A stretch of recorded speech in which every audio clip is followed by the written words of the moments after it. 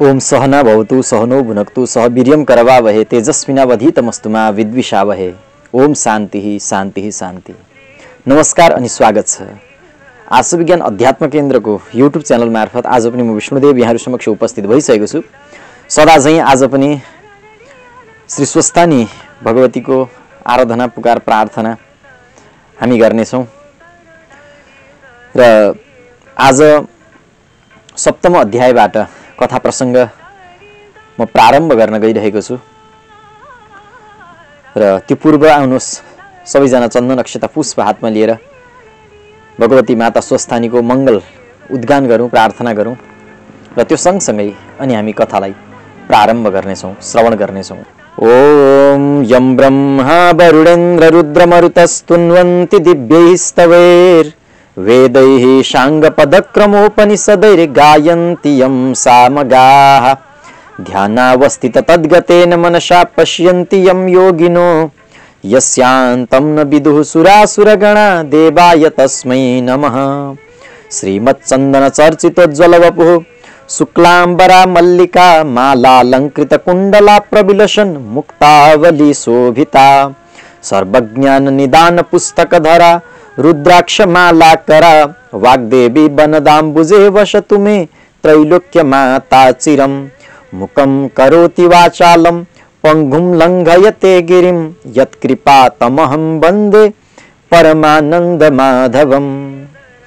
नमो भगवते तस्मै व्यासाय मिततेजसे यस्य प्रसादात् वक्ष्यामि नारायण कथामिमाम्।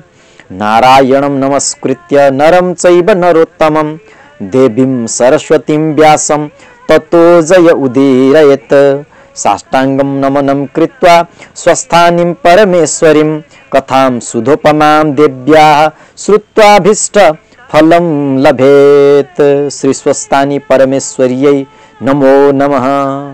कृपया अर्पण गरिदिनु हुनेछ र सबैजनाले प्रेमपूर्वक एकपटक जय जयकारको उद्घोष गर्नुहुनेछ र अनि कमेन्टमा पनि जयकार अवश्य उल्लेख गर्नुहुनेछ। स्वस्थानी भगवतीको जय। आउनुहोस् अब हामी कथालाई प्रारम्भ गरौं। आज सप्तम अध्यायबाट कथा प्रसंग प्रारम्भ हुँदैछ। अथ सप्तम अध्यायः शिवशोक तथा सतीपीठ वर्णन। कुमारजी आज्ञा गर्नुहुन्छ हे अगस्त्य मुनि, भगवान विष्णु अन्तर्धान हुनुभई अदृश्य हुनुभएपछि त्यहाँ बाँकी रहेका देवता यक्ष गन्धर्व किन्नर दैत्य र नागहरू हाहाकार गर्दै 10 तिर भाग्दै आपसमा कुरा गर्न लागे। अब पक्का पनि दक्ष प्रजापतिको प्राण नरहने भयो, नारायणको सुदर्शन चक्र पनि मिथ्या भयो भने अब हाम्रो जित हुन सक्दैन, किनभने जुन चक्रका सामु श्री महादेव नै टिक्न कठिन थियो आज उनै सुदर्शन चक्रका मालिक पनि युद्ध भूमिबाट डराई अन्तर्धान हुनुभयो भने हाम्रो पराक्रमले त के चाहिँ गर्न सकिएला र। अब आफ्नो प्राण बचाउनु बाहेक अर्को कुनै उपाय छैन। यति भनेर नारायण सहित देवता यक्ष गन्धर्व किन्नर दैत्य नाग अष्टदिक्पाल समेत आफ्नो प्राण बचाउन भागेको देखि कालको रूप झैं भएका वीरभद्रले रिसले यति लामो जिब्रो काडी नागले झैं निश्वास गरी सुस्केर हाली वर्षाकालको मेघ झैं गर्जदै जाइ लागेर दक्षको टुप्पीमा समाती भुइँमा पछारेर भन्नुभयो, हे पापी दक्ष, त जस्तो दुष्ट र पापीको कोही छैन, किनभने तैले श्री महादेवको धेरै निन्दा गरिस्, जो चाहिँ तेरा आफ्नै जामाता ज्वाइँ हुनुहुन्छ अनि आफ्नै छोरीलाई अपमानको डढेलोमा होमिदिइस्। सकल देवता मेरा ज्वाइँ छन्, त्यो देख्दामा पनि विरूप घिनै लाग्दो बौलालाई मेरा यज्ञमा नडाकेर मलाई के हुन्छ भन्दै त्रिभुवनका पतिको निन्दा गरिस्। अब आफ्नो रक्षाका निम्ति तैले आफ्ना ज्वाइँहरूसित आफ्नो रक्षाका निम्ति गुहार माग्ने बेला आयो। खोइ तेरा ज्वाइँहरू कता गए? अब तेरा प्राण र तेरा यज्ञको पूर्णाहुति बिना शङ्करले नै होस् तँलाई पनि यसै यज्ञमा नहोमिदिए हामीलाई सन्तोष हुने छैन। हे अगस्त्य मुनि, यति भनेर वीरभद्रले दक्ष प्रजापतिको शिर छुट्याएर यज्ञकुण्डमा होम गरिदिनु भयो। यस प्रकारले जब वीरभद्रद्वारा दुष्टलाई दण्ड दिइएको थियो यो देखेर महाकाली, चतुष्षष्ठी योगिनी, नन्दी, भृङ्गी, पार्थगण, विषम ज्वर, भूत प्रेत पिशाच आदिले एकै स्वरमा भने, धन्य धन्य वीरभद्र, धन्य शिवशक्ति। शिवको निन्दा गर्ने जिब्रो र मुख भएको दुष्टको टाउको नै नाश गरिदिनु भयो हे मुनि। तहाँ उपरान्त दक्ष पत्नी बिरणीले आफ्ना पतिको शिर छुट्याई वीरभद्रले यज्ञकुण्डमा हवन गरेको देखि हुरी बतासले केराको थाम भुइँमा ढाले झैँ आफू पनि भुइँमा ढली मूर्छा परिन्। धेरै बेरपछि होस आयो र नाना शोक र विलाप गर्न लागिन्।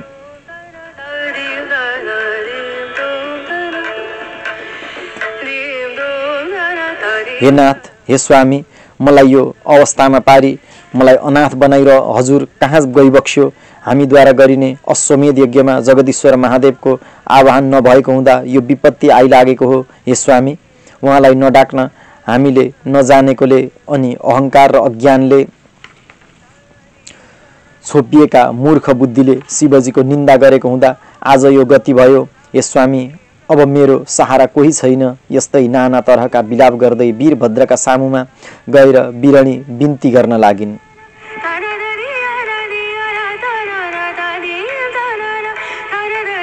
हे वीरभद्र, हे ईश्वर, मेरा पति अत्यन्त अज्ञानी र अहङ्कारी हुनाले नै आज उहाँको यो अवस्था हुन गएको हो। हे प्रभु, मलाई विधवा नबनाइदिनुहोस्। मेरा पति दक्ष प्रजापतिलाई जीवन दान दिएर मेरो उद्धार गरिदिनुहोस्। हे वीर, आफैले सृष्टि गरेर आफैले संहार गर्नु योग्य होइन। हे ईश्वर, सृष्टि स्थिति र संहारकर्ता, हे महारुद्र, हे महादेव, जसको आदि अन्त्य कसैले बुझ्न सक्दैन, यस्ता अनादि परमेश्वर ब्रह्मा, विष्णु र शिवजी एउटै रूप भएका परमेश्वर, हे भक्तवत्सल, मेरा पतिबाट भएका सम्पूर्ण अपराधलाई क्षमा गरी बिउजाइदिने कृपा होस्। हे करुणामय, हे शिवशक्ति, मेरो मुख हेरी म माथि दया होस्। यस प्रकार बिरणीले गरेको करुणा क्रन्दन र आर्त पुकारलाई सुनि आकाशबाट देवताहरूले वीरभद्रमाथि पुष्पवृष्टि गरे अनि बिरणीको मन सन्तोष गराइदिनुहोस् भनी बिन्ती गरे।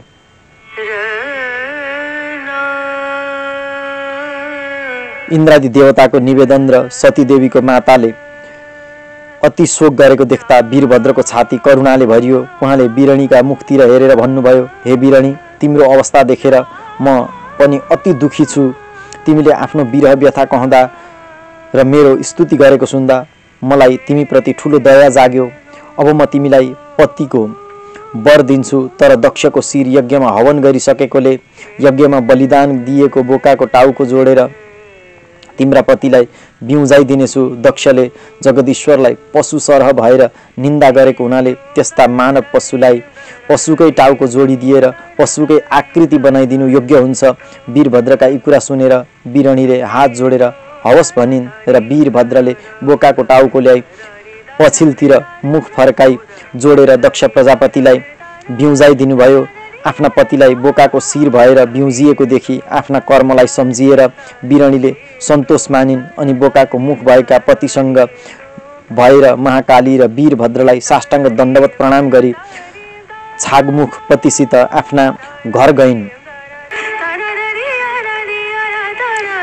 हे अगस्त्य मुनि, कोटि कोटि देवता, यक्ष, किन्नर, दानव, दैत्य र नागहरू समेत दक्ष प्रजापतिका सेनाको मर्दन र यज्ञ समेत विध्वंस गरी भूत प्रेत पिशाच नन्दी भृङ्गी प्रमथगण आदि फौज साथ लिई महाकाली र वीरभद्र पनि त्यहाँबाट अन्तर्धान भई कैलाशमा पुग्नुभयो। उहाँ पुगेर श्री महादेवका चरणमा साष्टाङ्ग दण्डवत ढोग गरी बिन्ती गर्न लाग्नुभयो, हे जगदीश्वर, हजुरबाट आज्ञा पाई दुर्मुख दक्ष प्रजापतिको यज्ञ विध्वंस गरी कोटि कोटि देवता, यक्ष, गन्धर्व, किन्नर, दानव, दैत्य र नाग आदि दक्ष प्रजापतिका अनेकौं सेनालाई जितेर दक्षको शिर छुट्याई त्यसै यज्ञमा होमिदियौँ। दक्ष पत्नी बिरणीले आफ्ना स्वामीको त्यो निष्प्राण शरीरलाई देखेर साह्रै विलाप गर्न लागेको देख्दा हामीलाई करुणा जाग्यो। स्वभाव अनुसारको आकृति र बाणी अनुसारको मुख सुहाउँदो गराउन बलि दिएको बोकाको टाउको ल्याई पछिल्तिर मुख फर्काएर जोडिदियौँ र दक्षलाई जीवन दान दियौँ।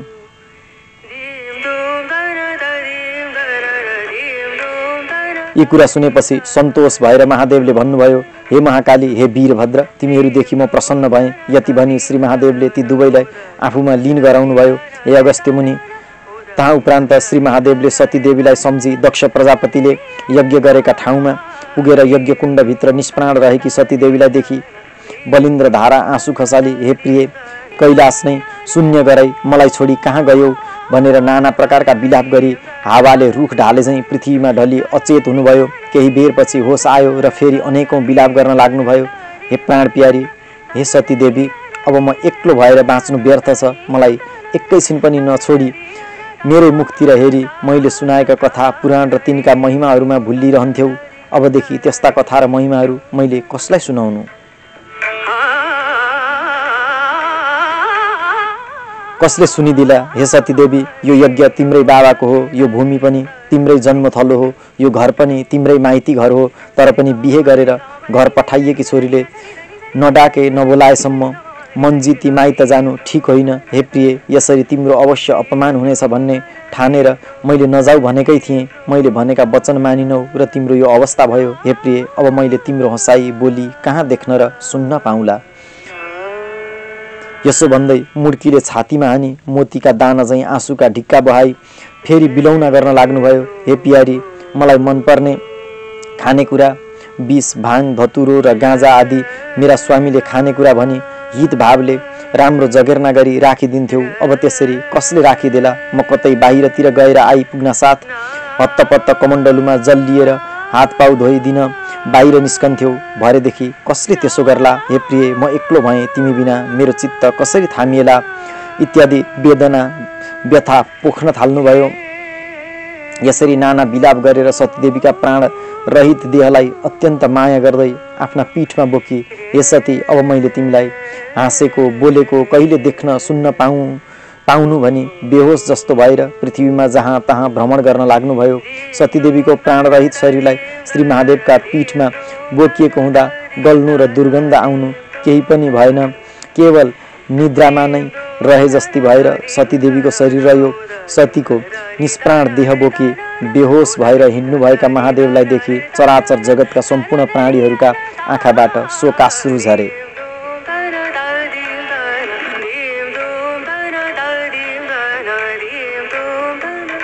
कुमारजी आज्ञा गर्नुहुन्छ हे अगस्त्य मुनि। तहाँ उपरान्त सतीदेवीको शवलाई श्री महादेवले पिठ्युमा बोकी पृथ्वीमा भ्रमण गरेको इन्द्रादि 33 कोटी देवताले देखि वैकुण्ठमा गएर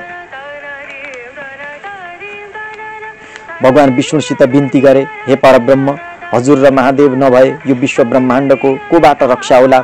यस बखतमा श्री महादेव दक्ष प्रजापतिका यज्ञबाट सतीदेवीको मृतदेहलाई पिठ्युमा बोकी आफू पनि होस हराए झैँ भएर पृथ्वीमा भ्रमण गर्न लाग्नुभयो। जहिलेसम्म सतीदेवीको शरीर रहन्छ त्यो समयसम्म श्री महादेवले बोकेर हिँड्न छोड्नु हुने छैन। तसर्थ हे प्रभु, यसबारे हजुरबाट कुनै उपाय नगरिदिए हाम्रो र लोकको कल्याण छैन। इन्द्रादि देवताका यी कुरा सुनेर भगवान विष्णुबाट आज्ञा भयो, हे देववृन्द, तपाईहरूले भनेको सबै कुरा मैले बुझेँ। संसारको कल्याण हुने उपाय अब म बेलैमा गर्नेछु। म आफ्नो मायाद्वारा सतीदेवीका शरीरका विभिन्न अङ्गलाई मेरा सुदर्शन चक्रद्वारा छिन्न भिन्न गराइदिनेछु। त्यसपछि ती अङ्गहरू बिस्तारै पतन हुँदै जानेछन्। यसमा कुनै सन्देह नलिई तपाईहरू आफ्ना लोकमा जानुहोस्। भगवानको यो आज्ञा सुनेर इन्द्रादि देवताले मायापति विष्णुलाई भक्तिपूर्वक प्रणाम गरी आफ्ना आफ्ना लोकमा गए। भगवान विष्णुले आफ्ना सुदर्शन चक्रद्वारा सतीदेवीका मृतदेहलाई खण्ड खण्ड गराइदिनु भयो। ती अङ्गहरू ठाउँ ठाउँमा पतन हुन लागे।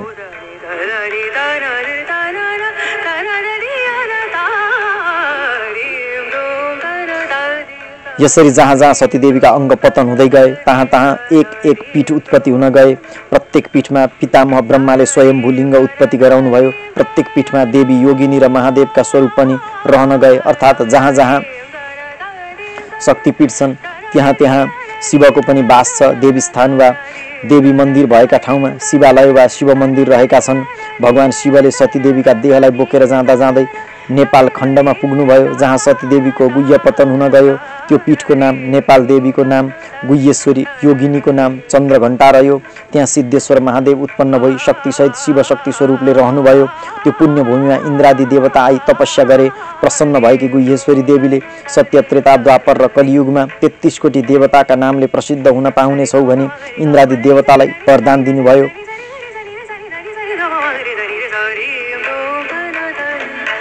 त्यसपछि कामरूपा पुगेपछि छाती पतन भयो। कामरूप पीठ कामक्षा देवी, कर्ता योगिनी, चक्रेश्वर महादेव उत्पत्ति भई शिवशक्ति स्वरूपले रहनुभयो।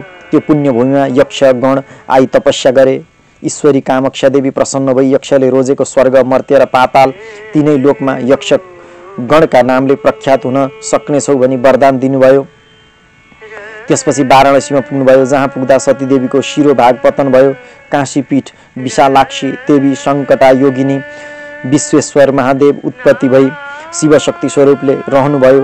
त्यस पुण्यपुरीमा गन्धर्वगण आई गान वाद्यादि गरी तपस्या गरे। ईश्वरी विशालाक्षी देवी प्रसन्न भएर गन्धर्वगणलाई वाक्सिद्धि हुने वरदान दिनुभयो। त्यसपछि पोरबन्दरमा पुग्दा दाहिने कान पतन भयो। पौरबन्द पीठ अम्बिका देवी चन्द्र बेशा योगिनी धनेश्वर महादेव उत्पत्ति भई शिवशक्ति स्वरूपले रहनुभयो।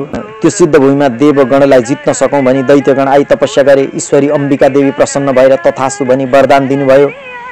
त्यसपछि काश्मीरमा पुग्दा जिब्रो पतन भयो। काश्मीर पीठ शारदा देवी घोर घण्टा योगिनी धर्मधारेश्वर महादेव उत्पत्ति भई शिवशक्ति स्वरूपले रहनुभयो। त्यस सुन्दर भूमिमा हाम्रो मनोकामना पूर्ण होस् भनी किन्नर गण आई तपस्या गरे। प्रसन्न भएकी शारदा देवीले तथास्तु भन्नुभयो। त्यसपछि कन्नौजमा पुग्दा सतीदेवीका देहको चर्म पतन भयो। कान्य कुब्जपीठ झङ्केश्वरी देवी चन्द्रा योगिनी र दुग्धेश्वर महादेव उत्पत्ति हुनुभई शिवशक्ति स्वरूपले रहनुभयो। त्यो मोक्ष भूमिमा लङ्काको अधिपति रावण आई देवलोक जित्न सकौँ भनी तपस्या गरे र वर मागे। झङ्केश्वरी देवी प्रसन्न भएर तथास्तु भन्नुभयो।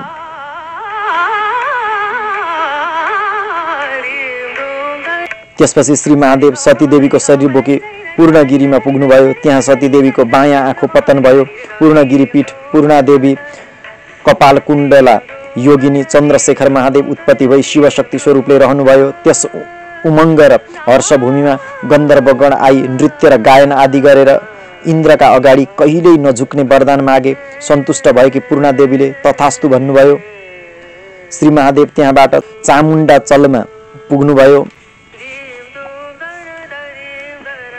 त्यहाँ पुग्दा सतीदेवीका दाहिने हातका औँला नङ पतन भए। चामुण्डाचल पीठ प्रकम्पनी देवी कालिका योगिनी इच्छा विकारेश्वर महादेव उत्पत्ति भई शिवशक्ति स्वरूपले रहनुभयो। त्यस सिद्ध भूमिमा नारद ऋषि आई वाक्य सिद्धिका निम्ति तपस्या गर्नुभयो। सन्तुष्ट भएर प्रकम्पनी देवीले तथास्तु भन्नुभयो। त्यसपछि अस्तातकमा पुग्दा दाहिने हात पतन भयो।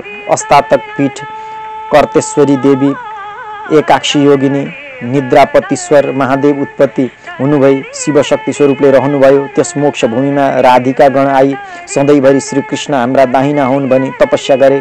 कार्तेश्वरी देवीले तथास्तु भनी वरदान दिनुभयो।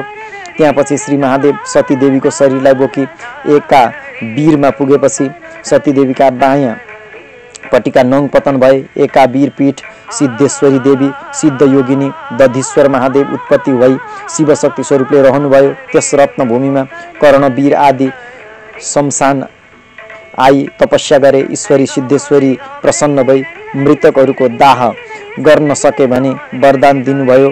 त्यसपछि त्रिश्वेतमा पुग्दा सतीदेवीको मलद्वार पतन भयो। त्रिश्वेत पीठ महाकालेश्वरी देवी विकट दन्ता योगिनी त्रिपुरेश्वर महादेव उत्पत्ति भई शिवशक्ति स्वरूपले रहनुभयो। त्यस शुद्ध भूमिमा यमराज आई निष्ठापूर्वक तपस्या गर्नुभयो। ब्रह्माको सृष्टिलाई संहार गर्न सकौँ भनी यमराजले वरदान माग्दा प्रसन्न भएकी महाकालेश्वरी देवीले तथास्तु भन्नुभयो। त्यहाँबाट काम रोष्ठमा पुर्याइएकी सतीदेवीको घाँटी पतन भयो। काम रोष्ठ पीठ कामिनी देवी कामारी योगिनी कालेश्वर महादेव उत्पत्ति भई शिवशक्ति स्वरूपले रहनुभयो। त्यस पुण्य भूमिमा सृष्टिको स्थान हुन पाऊँ भनी भूमिले तपस्या गर्नुभयो। यसरी ईश्वरी कामिनी देवी प्रसन्न हुनु गई तथास्तु भन्नुभयो। त्यसपछि कैलाशमा पुर्याइएपछि दाहिने पैतालो पतन भयो। कैलाशपीठ पार्वती देवी अम्बिका योगिनी विश्वम्भरेश्वर महादेव उत्पत्ति भई शिवशक्ति स्वरूपले रहनुभयो। त्यस सिद्ध भूमिमा चतुरानन श्री ब्रह्मा आई तीन लोकको सृष्टिकर्ता हुने वरदान माग्नका निम्ति यज्ञ यागादि गरी तपस्या गर्नुभयो। जसबाट प्रसन्न भएकी ईश्वरीले तथास्तु भन्नुभयो।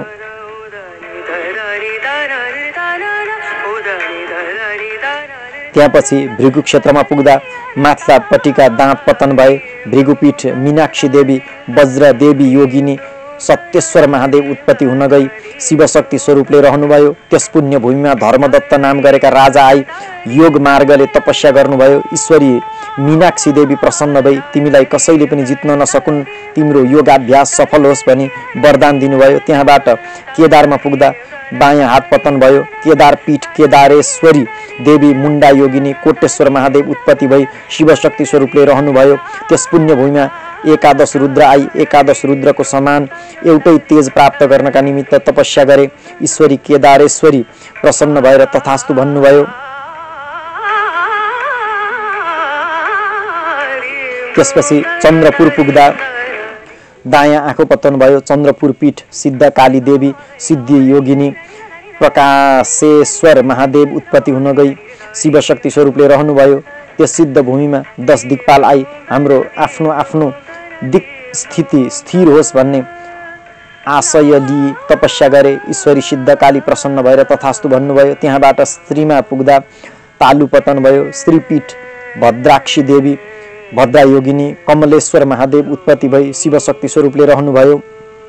त्यस भद्र भूमिमा अष्टवसु आई तपस्या र पूजा गरे। ईश्वरी भद्राक्षी देवीले अष्टवसुको पूजा र तपस्याबाट प्रसन्न भएर तिमीहरूको इच्छा सिद्धि होस् भनी वरदान दिनुभयो। त्यहाँबाट सतीदेवीलाई लिएर महादेव एकावीरमा पुग्नुभयो। त्यहाँ सतीदेवीको नाभि पतन भयो। एकावीर पीठ एकावीरा देवी गोरक्षा योगिनी हाटकेश्वर महादेव उत्पत्ति भई शिवशक्ति स्वरूपले रहनुभयो। त्यस पुण्य भूमिमा नागहरू आई नाना रत्न र मणि आदि चढाई पूजा गरे। ईश्वरी एकावीरा प्रसन्न भएर नागहरूले सप्त पातालको आधिपत्य पाऊँ भनी मागेका वरदानलाई तथास्तु भन्नुभयो।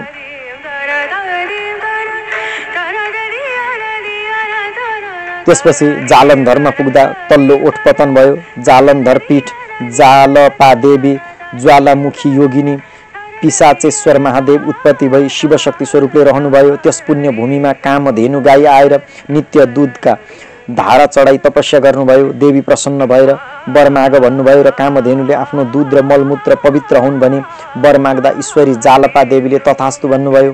त्यसपछि श्री महादेव मल्लवीमा पुग्नुभयो। त्यहाँ पुग्दा सतीदेवीको बायाँ पैतालो पतन भयो। मल्लवी पीठ महाकाली देवी कराला योगिनी र भूपालेश्वर महादेव उत्पत्ति भई शिवशक्ति स्वरूपले रहनुभयो। त्यो शान्त र पवित्र भूमिमा द्वादश आदित्य आई तपस्या गरे। महाकाली देवी प्रसन्न भई वरदान माग भन्नुभयो। हामी 12 महिनाका स्वामी हुन पाऊँ भनी द्वादश आदित्यले वर मागे। देवीले तथास्तु भन्नुभयो। त्यहाँबाट कुशलान्तकमा पुग्दा सतीदेवीका शिरको केश पतन भयो। कुशलान्तक पीठ शमशान काली देवी भूत घण्टा योगिनी छारेश्वर महादेव उत्पत्ति भई शिवशक्ति स्वरूपले रहनुभयो। त्यस सिद्ध भूमिमा अश्विनी आदि 27 नक्षत्र आएर तपस्या गरे। शमशान काली देवीले प्रसन्न भएर वरदान माग भन्नुभयो। नक्षत्रहरूले ज्योतिष शास्त्र आफ्ना अधीनमा हुने वरदान मागे। ईश्वरी शमशान कालीले तथास्तु भन्नुभयो। त्यसपछि देवी कोटमा पुग्दा सती देवीको बायाँ घुँडो पतन भयो। देवी कोट पीठ भद्राक्षी देवी ललिता योगिनी मातेश्वर महादेव उत्पत्ति हुन गई शिवशक्ति स्वरूपले रहनुभयो। त्यो सिद्ध भूमिमा मेषादि 12 राशि आई तपस्या गरे। भद्राक्षी देवी प्रसन्न भएर के वर माग्ने इच्छा छ माग भन्नुभयो। मनुष्यहरू हाम्रा अधीनमा रहन् भनी मेषादि 12 राशिले वर मागे। ईश्वरीले तथास्तु भन्नुभयो।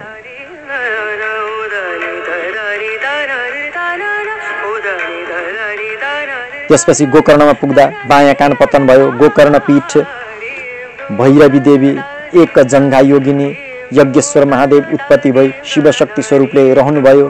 त्यस तपोभूमिमा विष्कुम्बादि 27 योग आई तपस्या गरे। भैरवी देवीबाट प्रसन्न भएर वर माग भन्ने आज्ञा भयो। नक्षत्रहरू सरह ज्योतिषशास्त्र हाम्रा पनि अधीनमा रहन् भनी वरदान मागे। ईश्वरीले पनि तथास्तु भन्नुभयो। त्यहाँबाट मातुलेश्वरमा पुग्दा दायाँ स्तन पतन भयो। त्यहाँ मातुलेश्वर पीठ योगेश्वरी देवी पिङ्गला योगिनी बुधराधेश्वर महादेव उत्पत्ति हुन गई शिवशक्ति स्वरूपले रहनुभयो। त्यो पुण्यस्थलमा कश्यपादि ऋषि वृन्द आई तपस्या गरे। योगेश्वरी देवी प्रसन्न भएर हे ऋषि हो वरदान माग भन्नुभयो। चारै वेद हाम्रा अधीनमा हुन् भनी ऋषिहरूले वर माग्दा योगेश्वरीले तथास्तु भन्नुभयो। प्रतिदिन गलित हुँदै गएकी सतीदेवीलाई पिठ्यूमा बोकेका महादेव अट्टहास पुग्नुभयो। त्यहाँ सतीदेवीका तल्लापट्टिका दाँत पतन भए। अट्टहासपीठ भ्रामरी देवी, शङ्ख धरा योगिनी, सप्तभूतेश्वर महादेव उत्पत्ति भई शिवशक्ति स्वरूपले रहनुभयो। त्यस पुण्यभूमिमा बागमती, गङ्गा आदि नदी आई जलार्पण गरी भक्तिसाथ तपस्या गरे। देवी प्रसन्न हुन भई इच्छित वर माग भन्नुभयो। यो सुनेर पुण्यतोया नदीहरूले भुक्ति मुक्ति दिने अधिकार हामीलाई प्राप्त होस् भनी वर मागे। ईश्वरी भ्रामरी देवीले पनि तथास्तु भन्नुभयो। त्यहाँ उपरान्त विश्वमा पुग्दा सतीदेवीको बायाँ स्तन पतन भयो। विश्वपीठ भुवनेश्वरी देवी, भुवन योगिनी, कृष्ण वर्णेश्वर महादेव उत्पत्ति भई शिवशक्ति स्वरूपले रहनुभयो। त्यस रम्य भूमिमा कृष्ण आई तपस्या गर्नुभयो। भुवनेश्वरी देवी प्रसन्न भई वरदान माग भन्नुभयो। श्री कृष्णले पनि तिनै लोकका स्त्रीहरू मलाई देख्दा मुग्ध हुन् भनी वरदान माग्नुभयो र भुवनेश्वरीले तथास्तु भन्नुभयो।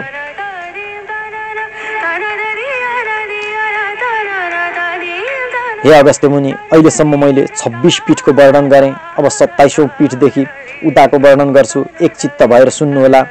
ध्यान नदिई सुनेको कथा मनमा अडिँदैन। मनमा नअडिएका कथाको फल पाइँदैन। जय जय श्री स्कन्द पुराणे केदार खण्डे माघ महात्म्ये कुमार अगस्त्य संवादे श्री स्वस्थानी परमेश्वरी व्रत कथायं शिवलोक तथा सती पीठोत्पत्ति वर्णनम नाम सप्तमोत्सवः। ओम उपनयतु मंगलम व सकल जगन मंगलालय श्रीमान दीनकर किरण नवोदित नवद नलिन दल निवेक्षण श्रीकृष्ण काले वर्षतु पर्जन्य पृथ्वी शस्यशालिनी देशोऽयं क्षोभरहितो ब्राह्मणाः सन्तु निर्भयाः अपुत्रा पुत्रिणः सन्तु पुत्रिणः सन्तु पौत्रिणः निर्धनाः साधनाः सन्तु जीवन्तु शरदां शतं तत्रैव गंगा यमुना च तत्र गोदावरी सिन्धु सरस्वती च तीर्थानि सर्वाणि वसन्ति तत्र यत्र चित्तोद्धार कथा प्रसंग या कुन्देन्तु तुषारहार धवला या शुभ्रवस्त्रावृता या वीणावरदण्डमण्डितकरा या श्वेत पद्मासना या ब्रह्माच्युत शंकर प्रभृतिभिर देवै सदा वंदिता सा मां पातु सरस्वती भगवती निशेषजाढ्यापहा कायेन वाचा मनसेन्द्रियैर्वा बुद्ध्यात्मना वा नुसृते स्वभावात् करोमि यद्यत् सकलं परस्मै नारायणायति समर्पयेतत् अनन्यचेतसा भक्त्या श्रुतं यच्च कथामृतं समर्पयामि तत्सर्वं स्वस्थानीं परमेश्वरीं श्री स्वस्थानी परमेश्वर्यै नमो नमः। कृपया पुष्प भगवती स्वस्थानीमा अर्पण गरिदिनु हुनेछ। यतिन्जेल सुनिदिनु भयो। यहाँहरूलाई धेरैभन्दा धेरै धन्यवाद। यहाँहरूको व्रतले पूर्ण फल प्रदान गरोस्। यही स्वच्छ भावना, यही स्वच्छ कामनाका साथमा 7औं अध्यायको कथा प्रसङ्गबाट हामी यही विश्राम लिनेछौँ। लोका समस्ता सुखिनो भवन्तु।